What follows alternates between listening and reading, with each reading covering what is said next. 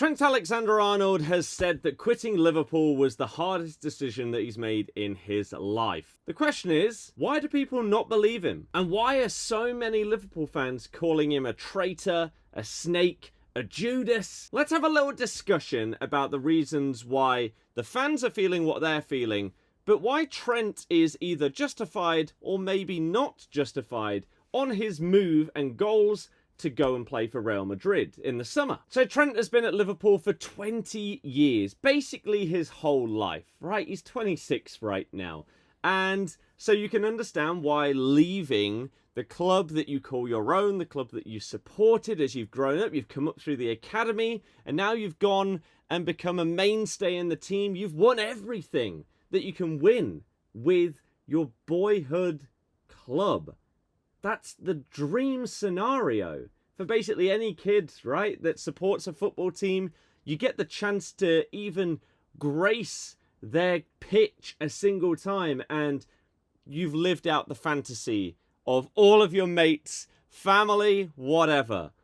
So you can understand that if the day finally comes that you have to leave that scenario, that making the decision to leave it would be incredibly difficult. And Trent says that the reason why he hasn't spoke earlier about leaving this season, because we've all known this for months, right? That he was going to be leaving on a free in the summer and that he was going to be going to Real Madrid. Now, whilst it wasn't official, it was probably one of the least well-kept secrets in football history. A bit like when Mbappe was going to Real Madrid. Everybody knew it was happening, but it just wasn't official. This was the same. It always felt like, to me at least, that Virgil van Dijk and Mohamed Salah were going to sign new contracts, but Trent was going to be going out the door. And so he says that he's kept it quiet this entire time because he wants the focus to be on the team, not on him, which I think that's fair.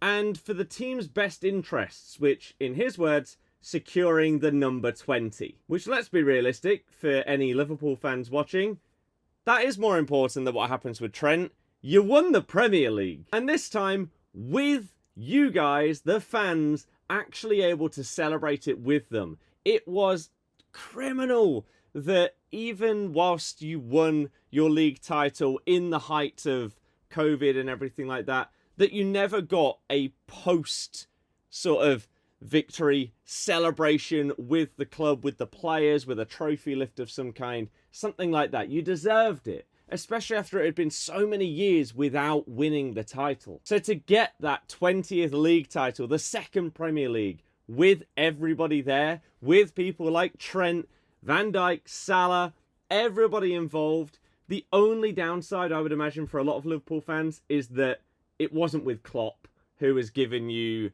so much over the years. But still, with Arne Slot, you still got to sing Jurgen Klopp's name. It was the dream scenario, right? So as Trent goes on in his statement, he says that the club is his life. Again, 20 years is such a huge amount of time, especially as a footballer. You don't have a career like a lot of other people where you could be working the same office job for 50 years of your life. You don't get that as a footballer. And so to give so much of it to one club is kind of crazy. And we haven't had that many, like, one club man players over the years. You've had many that have come very, very close, and they've spent a huge majority of their career at either their boyhood club or the one that basically gave them their big break and then they stayed there. So you look at the likes of Lampard, for example, at Chelsea, Messi, obviously, at Barcelona. These players that, if someone asks you to instantly think of something attached to that player, you name Chelsea, you name Barcelona, even though they haven't played there their entire time. And I don't think that that is a negative for those players, that they didn't spend every single year at these clubs. Because it doesn't really matter at the end of the day when it may not be in their best interest to stay, or the club's best interest, or something like that. In terms of the Trent decision, it feels like the biggest frustration coming from Liverpool fans is that he's leaving on a free. And some are also annoyed that he's going to Real Madrid because they see them as a European rival. But surely that would be the case if he was moving to anybody, because he's obviously going to go to an elite club. And so any elite club that isn't in England is in theory a Champions League rival, because you're going to be facing them at the later stage of the competition. But so we look at the fact that he's leaving on a free, because this is the main talking point, it feels like. Obviously, everyone's known that he was leaving for a long time, and so it's not breaking news to anybody.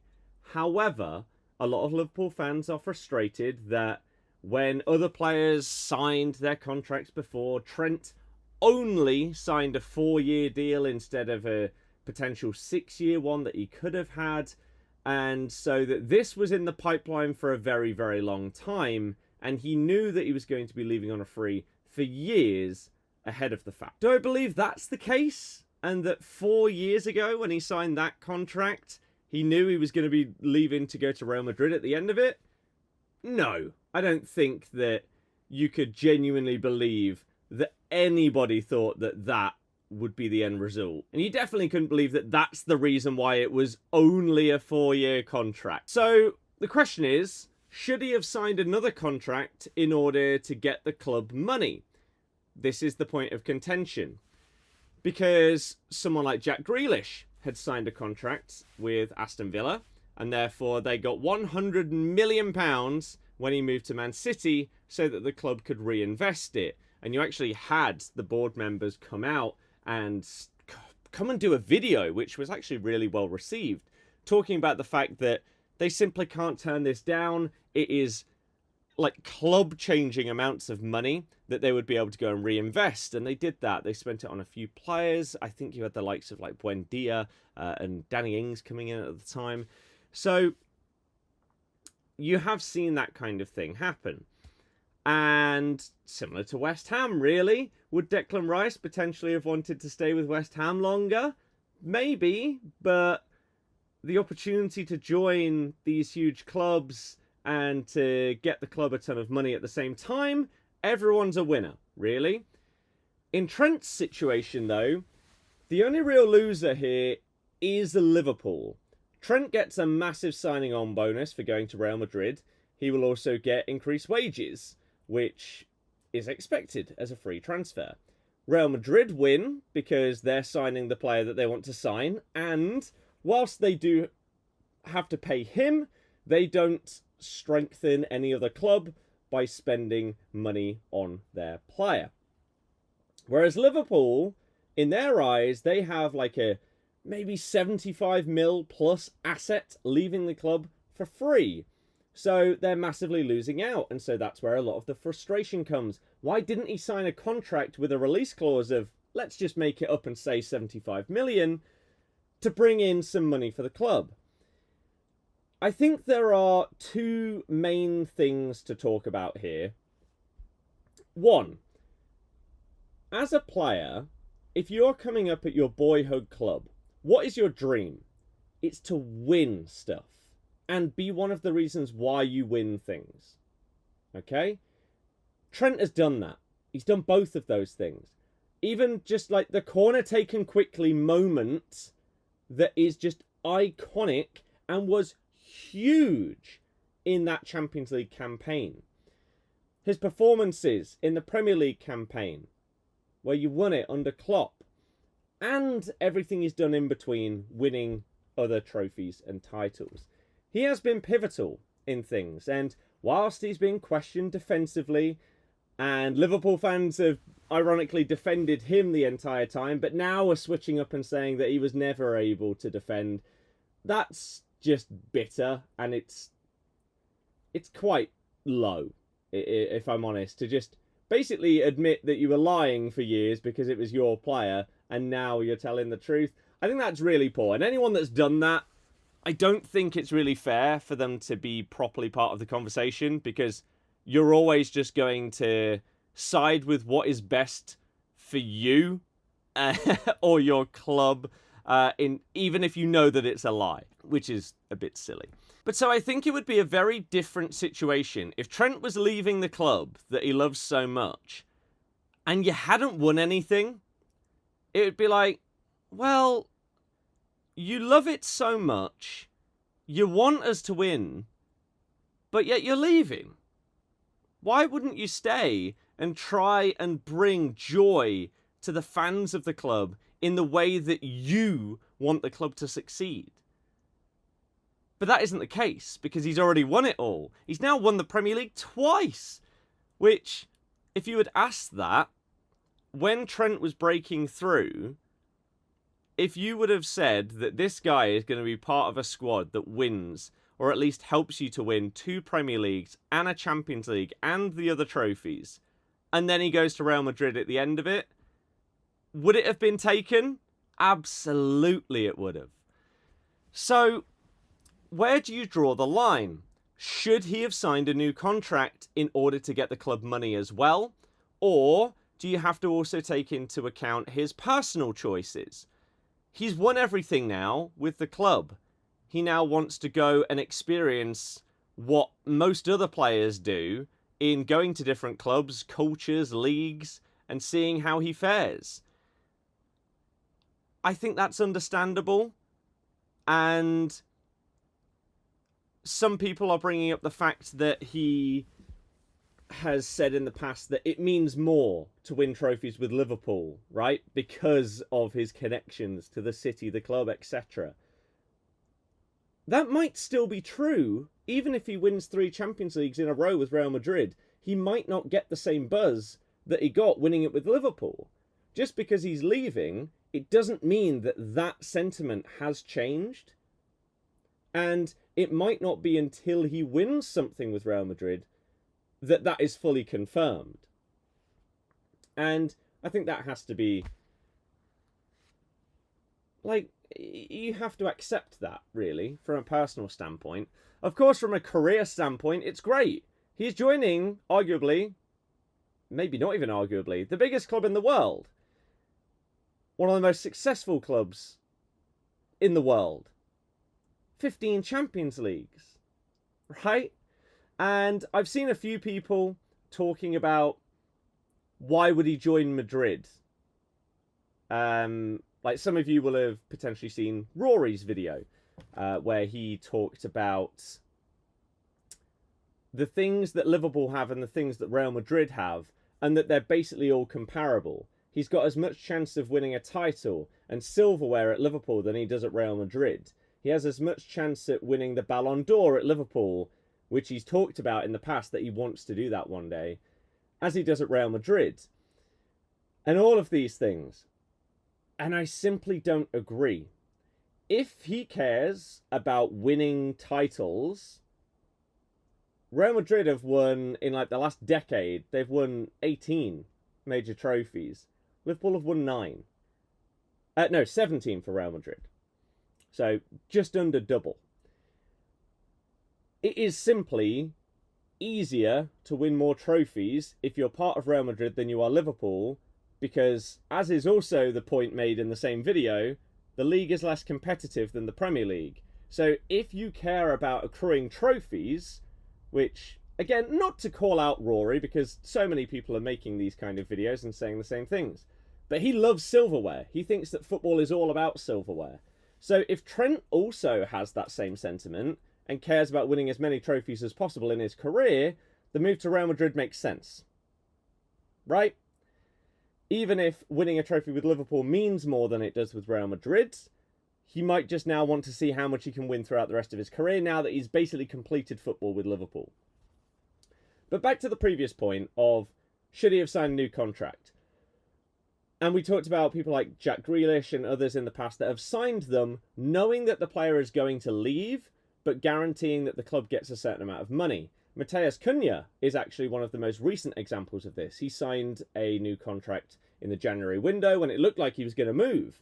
And he stayed and has basically helped secure Wolves their place in the Premier League. I actually think they probably would have done it without him because of how bad us 3 promoted teams have been, sadly. But he has a release clause now of, I think it's 62.5 mil going into the summer. And someone's going to buy him for that. I think the problem with Trent is, would anybody have actually come in with the money that the club and the fans think that he is worth? I don't know if they would. Real Madrid, you've seen over the last few years, right? With a lot of players, they do shrewd business. And they pick up some of these guys on frees, where you know that they've been tapped up in advance. Maybe not 4 years in advance, like some are suggesting with Trent, but a year or two before their contract runs out, maybe they'll get in touch and be like, okay, if you don't renew that contract, then in a couple of years, we'll come in, we'll pay you a nice signing on fee, and you can come and play for us and win the Champions League. I think with their 20 mil bid in January, they were showing that they would be willing to pay a bit for him. But if Real Madrid had really, really wanted Trent as much as £75 million worth of Trent, wouldn't they have come in the summer for him? People are, I think, overestimating how many clubs in the world would be willing to spend 75 mil, or even in excess of that, on a right back. And I know that that's good for the club, because it means you potentially hold on to what you deem as the best in class in their position, right? But if the player is going to be unhappy the entire time, you're then potentially going to get to a point where they're handing in transfer requests and trying to force a move, rather than just seeing out the agreed upon contract. Which is a better scenario for him to have just not had to force anything, in my opinion. You've seen some horrible situations in the past where players are handing in these requests, they're refusing to play, they're refusing to train and show up, and it all gets outrageously toxic. Whereas this, it feels like it's got toxic for reasons that aren't as fair on the player. And so I do wonder whether this huge chunk of fans that are so disappointed at the fact he's leaving on a free, that are now all of a sudden saying that he's not actually that good, he can't defend, like, he wasn't actually that pivotal for the team. Would they have been saying these things if they'd actually, let's say they even got 50 mil for him, Liverpool? Would it have just been a nice send-off, like, okay, maybe we could have got more for you, but you still got the club a load of money, you were great for us, you helped us win a load of trophies, good luck. Because normally with a player that has done so well for you, if they've won you everything, and you've supported them and defended them for years and years and years, surely you want that player to succeed in life, in their career. You clearly care about them, because you don't defend other players like that. Should you not wish him some success? He's obviously like friends with Bellingham, and so he's going over to an environment that he's going to be comfortable in. It's not like he's going to be a complete outsider like McManaman was when he went over there in the past. There's been a lot of comparisons to him and Michael Owen. So when it boils down to it, I think every fan is entitled to their opinion on a player, the club, transfers, things like that. I do think a lot of people believe that their opinion on what a player does in their career seems to matter more than the player's own opinion, though. It's their life, it's their career, it's what they're doing every day, it's how they're earning their money, helping their family.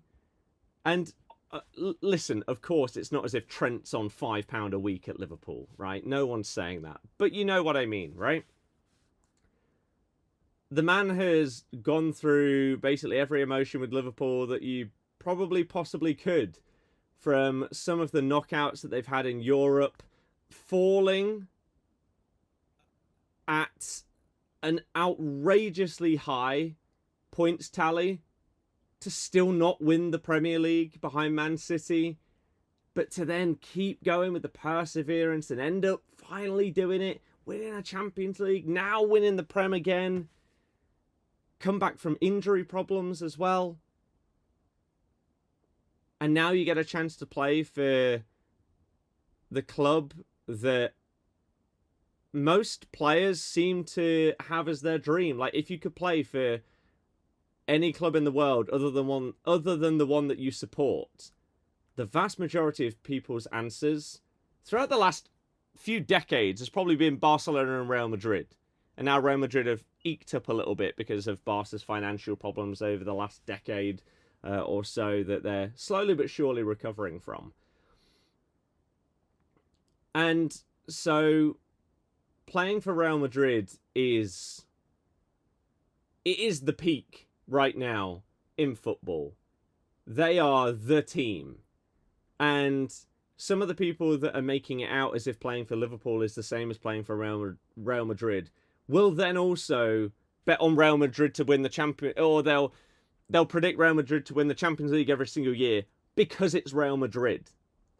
That sentence is the reason why players want to play for them. And you understand it because you say it in your predictions. But now with this specific player, that's being taken away. I think there will probably be some Liverpool fans that watch my thoughts on this and completely disagree. And as I said before, that's fine. That's your opinion. I don't support Liverpool. I don't have the vast extent of knowledge that some fans may have. And it's the same when I make Leicester videos and some people will comment on my thoughts on a manager or player and stuff because you see things from a different perspective. And so that's why I like to try and offer mine. And I also like opening the floor to people that do potentially have either the same level or higher knowledge than me on a subject. Because from everything that I've said so far, if you are still watching this, you will understand that from what I've read and watched and heard, I just can't quite understand the hate and abuse for a man that's given so much to a club over 20 years that now has completed football for his boyhood club and now wants to live most footballers' dreams.